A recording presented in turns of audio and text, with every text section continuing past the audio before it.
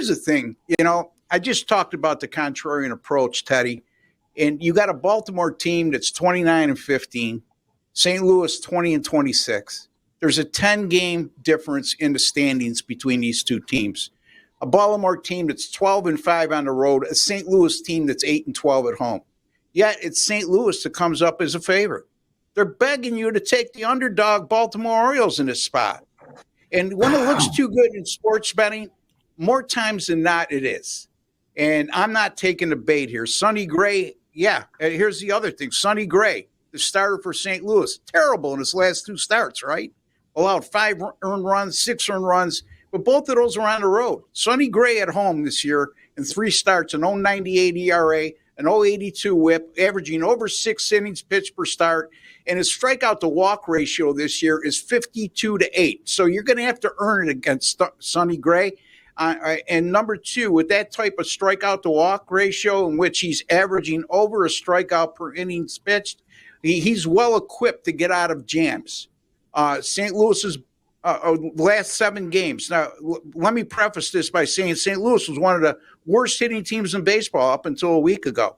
But over the last 7 games, 6.1 runs per game, 302 team batting average, 376 team on base percentage. First 39 games this year, they hit 28 home runs. Last 7 games, they've hit 10 home runs. So, again, they're coming on offensively a little bit.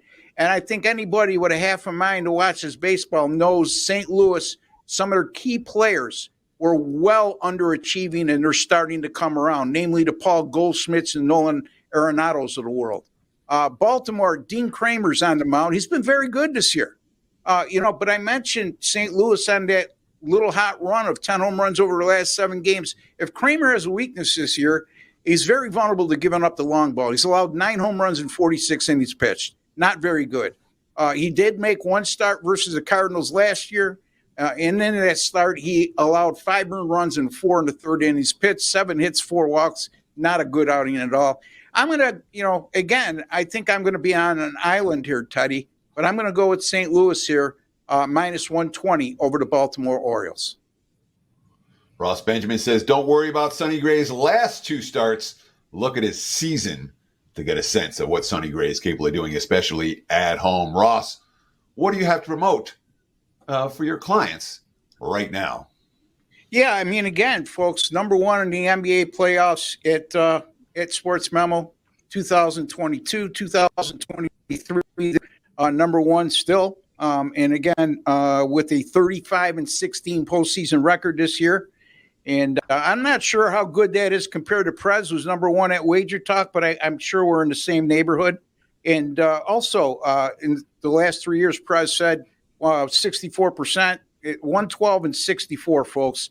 And by our grading system at Sports Memo and Wager Talk, I'm up 19,100 units during that time. So when the games matter the most in the NBA, I've been locked in, and I've been cashing at a regular rate.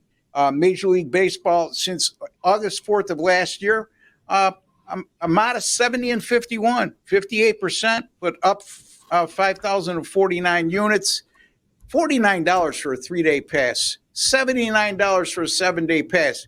Do the math, folks. Even you small bettors out there can afford that. Even Prez, who comes back from a weekend in which he spent over $25,000, he could afford that. Yeah. Good one. Check me out. SM.buzz/RB.